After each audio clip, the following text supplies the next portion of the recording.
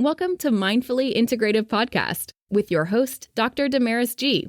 Mindfully Integrative is a podcast discussing ways toward mindfully incorporating integrative health into our lives. This podcast will have informative resources, fun topics, interviews, and discussions relatable for today with a true mindful perspective in a mind-body, holistic life approach. So I'm recording on another platform. So thinking about the gut biome and what intestinal dysbiosis is, think about you're taking out the weeds, you're going to seed some things, and you're going to feed certain things.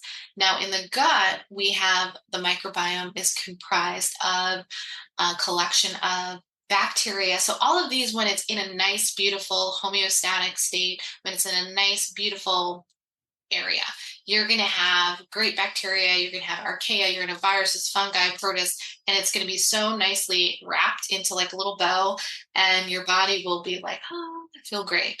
The problem is this ecosystem, when it becomes altered, then it's not great. So like that, they call it eubiosis, or I would call it utopia of insides. Everything is nicely diverse. Everything is beautiful. And that's when you don't have as much illness. But when you have a dysbiosis or imbalance, there's a diversity problem and their community has been altered. So you just don't have the right amount of things. And we talked about what were the things that may have caused it. But things that are helpful for it or that are in the actual microbiome are probiotics, and probiotics are live microorganisms. There's different ones. Lactobacillus is pretty big. Acidophilus, you'll hear those, and there's so many that are there. And then there's prebiotics, which are non-digestible foods that are used to help get through the body. Now, things such as typical fibrous foods. Now, there's symbiotics, and symbiotics are both probiotics and prebiotics. Then there's postbiotics. Those are compounds in the microorganisms that are fermented, metabolites, things of that help benefit the host itself. Thanks for just joining in. I appreciate you. Now, how do you get all the deficiencies? Like, how do you get it to be mostly different species? Most of the time, what you put in your body should give you a microdiversity. The problem we have is a lot of the foods are not nutrient dense. So most of us, including myself, I have to have a green pack of something, of some sort of greens in my diet. I have to put collagen, I put vitamins, and I have to add it in now. Unfortunately, most of the time we don't have the amount of quality diversity, and it needs to be added back into our diet. And that is why a lot of gut microbiome issues come up for people, because it is actually so much higher than it used to be. And most people are like, oh, that's why we have all these illnesses. We have these illnesses because there's such a degrade over time. And granted, of course, there's other illnesses like acute illnesses that we will fix. Like when I have to go and suture someone's finger, I have to suture someone's finger. That's an acute issue. They're having a heart attack. We have to treat that. They're having some sort of ailment. But when we're talking about these chronic issues, some of them can actually be addressed in a nutrient and a microbiome way. So that's kind of that. In digestion, what do you do with digestion and how does that work? What does the body need to digest? A lot of nutrients like vitamin K, vitamin B, folate, B12, metabolism with the bile acids, metabolism in the liver. And we're just trying to maintain that gut barrier, right? And how does that work? Now, key metabolites when it comes to function in the body, you'll hear about short-chain fatty acids. I say that a couple times. Butyrate, acetate, propionate. When you'll hear someone say to you, what's butyrate? That's like the energy source that it's like anti-inflammatory. It will enhance the gut's biome and its microbiome. So when I ask people to do some greens or nice to meet you. Usually that's because I'm trying to have them signal anti-inflammatory response in the body. There's called propionate, which is primarily absorbed and metabolized by the liver. That's where the liver has over 200 plus functions. Maybe I'm saying 300 plus functions, and I can't even name all of them, but it's so important. And if we block the liver from doing the jobs that it's supposed to be doing, glucose metabolism, storage, there's an endless amount, and I will talk just one lecture on the liver alone because it is such a profound organ that we just don't give it enough credit for. And long term, we just like kind of abuse it. So it doesn't get the right amount of vitamins. And then this impairment overall can, messes with your gut dysfunction. And that malabsorption and maldigestion, just over time, it really can do a number on you. The leaky gut can be improved long term when you have the right amount of, they call the butyrates or short-chain fatty acids, and we get back the quality amounts of microbiome in there, and we decrease the amount of inflammatory responses. So is it possible? Yes. Now, other things that causes dysbiosis, and I'll talk another huge lecture on hyperinsulinemia. Hyperinsulinemia, I'm going to go over that tomorrow.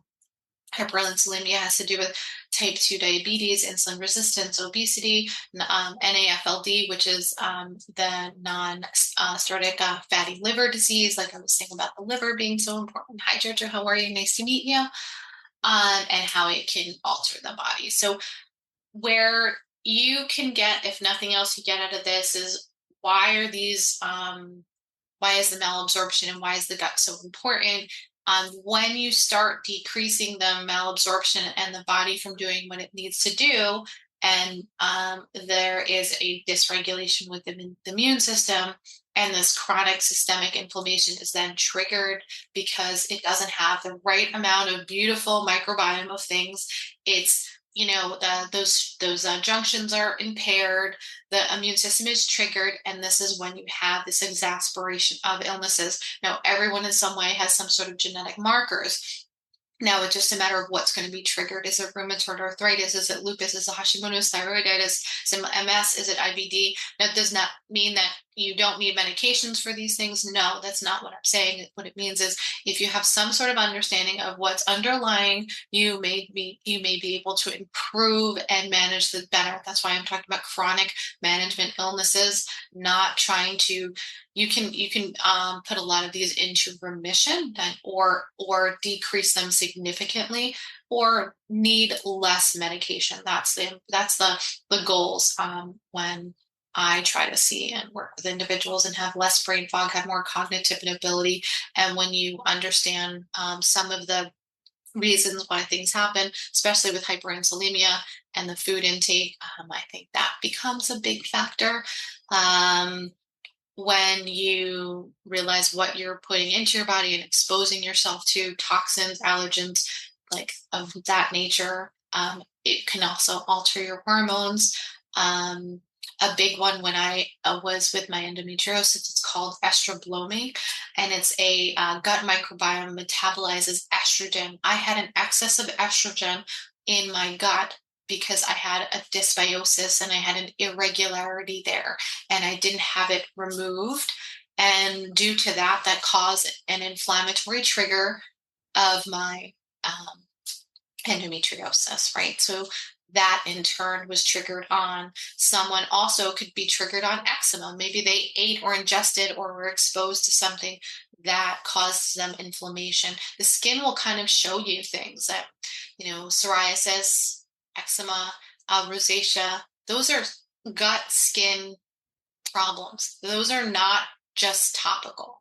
You see someone with I can tell you, if I see your skin, I can tell you have XYZ. Not everything, but I can tell a lot of illnesses that people have by looking at their skin. A lot of things here that lipomas, skin tags, fading, dark skin, discoloration, genetic components. Like that doesn't mean it's a bad thing. It just means that the skin can usually that's a long-term problem. Like right now, this is silly, but this is sunburn, right? I have sunburn because I was in the sun. That's topical. It's acute. If I didn't fix this long-term and I was out in the sun long time, I'd eventually get cancer.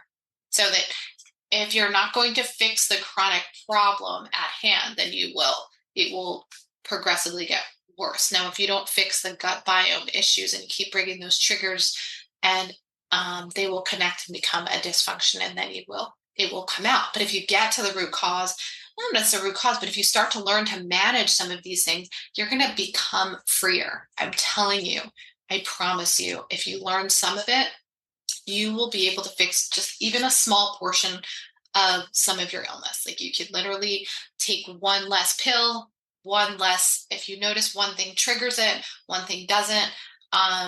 For me, I don't drink anymore because I want my liver to be the best that it can be. The most I do is coffee. Yep, I definitely do. That's probably my vice. And I try to sleep and have some more my lifestyle management. That's important for me. And then I work on my cortisol levels, high and low, making sure that they're in balance. And microbiome wise, I do take, like I said, I take some my supplements, whether it's digestive enzymes, greens, and my nutritional needs, so that I don't have malabsorption issues. On that note, I hope that was a fun topic. I know that it's a lot. The gut and brain axis can be significant and can be a lot, but I can go over a little bit more here. So let's think of it like your system has an inflammatory cascade. It's altered the, how do I put this? It's altered, your system has an inflammatory cascade. It's altered a chronic inflammatory response. That response, they call it as meta-inflammation. The gut biome is altered. That has then altered your circulation within the body. That then has, disrupted what nutrients you can get in, which then in turn has disrupted the immune system, which then can make it either go over an abundance on immune system or under. So if it's underactive, it's not help fighting off a certain disease for you. If it's overreactive, usually that's more like rashes and like a rheumatoid arthritis, or like an pain, or it's it's underactive and it's not fighting off the things that you need to fight off. Things that come up that people ask, again, like the gut-brain connection, psychiatric disorders. Now, some psychiatric disorders can cause brain fog, depression, anxiety, and signal the vagus nerve from altering. Now, that doesn't mean that some things are going to come up and, they're minor, and you can improve some psychiatric disorders with depression and anxiety. You can improve some of them without medications, but it also lets you know, though, too, why certain medications do work. So some antidepressants and anxiety medications improve your IBS or inflammatory responses because there is a connection there.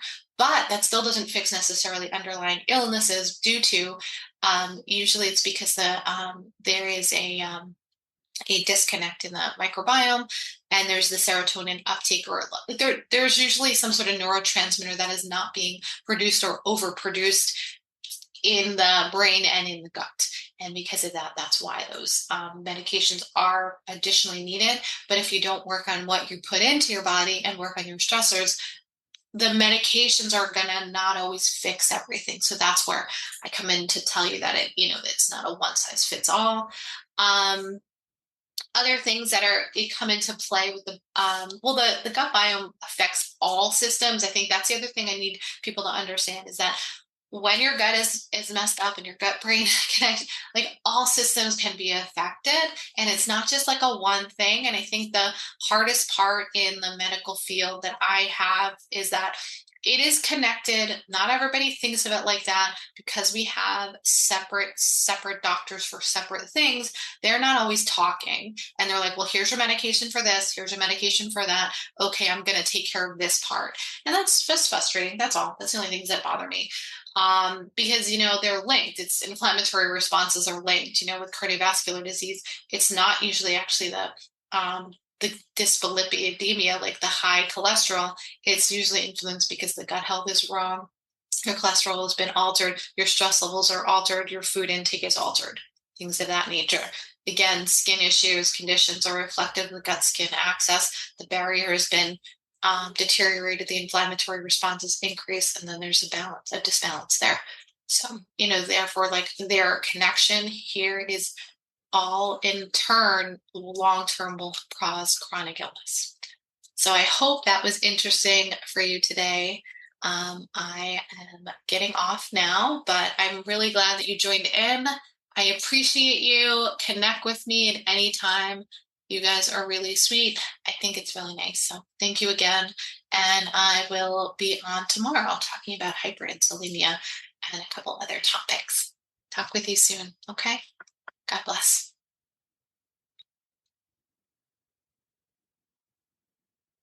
I might actually not get off, but I'm just gonna put on music. So that's what I'm gonna do for now.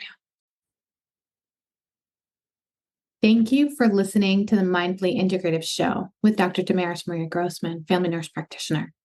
This podcast is for informational and educational purposes only and is not to substitute for professional medical advice, diagnose or treat.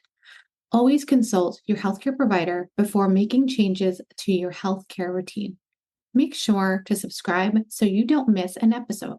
If you enjoyed our show, please support us by leaving a mindful review on Apple Podcast or your favorite streaming platform. Interested in being a guest or more information? Email us at info@mindfullyintegrative.com. For resources mentioned in the show, visit our website at www.mindfullyintegrative.com. You can also connect mindfully with Dr. Damaris on her social media links found on the site. May your strength and peace guide you to find a mindful way every day. Namaste.